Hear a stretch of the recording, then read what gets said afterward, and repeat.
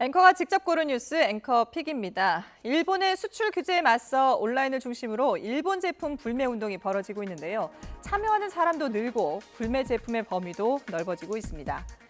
최근 문을 연 일본 제품의 대체품을 소개하는 사이트가 실시간 검색어 1위를 차지할 정도로 주목받았습니다. 60여 개 일본 브랜드에 대한 대체품 정보가 수록돼 있는데 한때 방문자가 많아 연결이 중단될 정도였습니다. 또 한 약사는 일본산 의약품을 대체할 국산 의약품 정보를 올리는 등 대체품 정보를 적극 공유하고 있습니다.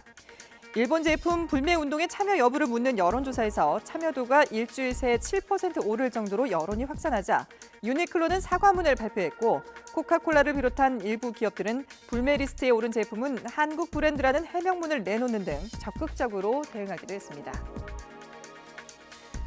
본격적인 휴가철이 시작되면서 빈집털이에 대한 주의보가 내려졌습니다. 특히 휴가지에서 찍은 사진을 SNS에 올리는 경우들이 많은데요. 범죄의 표적이 될 수 있어 주의해야 합니다. 최근 5년간 여름 휴가철 침입 범죄 데이터를 분석했더니 여름방학이 시작되는 7월 넷째 주가 침입 범죄 건수의 29%를 차지해 위험성이 가장 높은 시기로 나타났습니다. 시간대로는 심야 시간대가 66%, 주거 시설별로는 단독주택이 59%로 범죄가 월등히 많이 발생했습니다.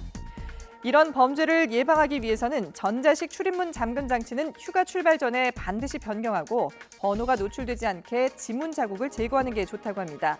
또 SNS의 휴가 일정이나 현재 위치를 노출시키지 않는 것이 좋습니다. 네, 요즘 사람들의 관심을 받는 인사이더를 줄여 인싸, 반대로 관심받게 대상인 아웃사이더는 아싸라고 부르는데요.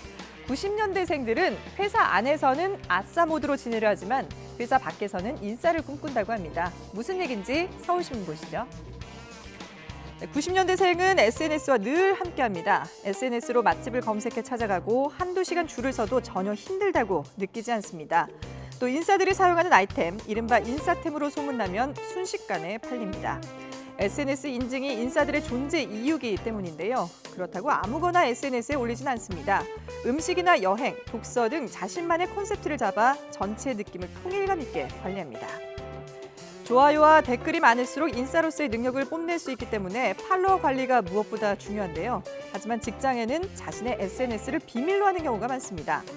영상이나 찍으며 놀 정도로 한가하냐는 핀잔을 들을 게 뻔하고 또 굳이 사생활을 공개하고 싶지 않기 때문이라고 합니다.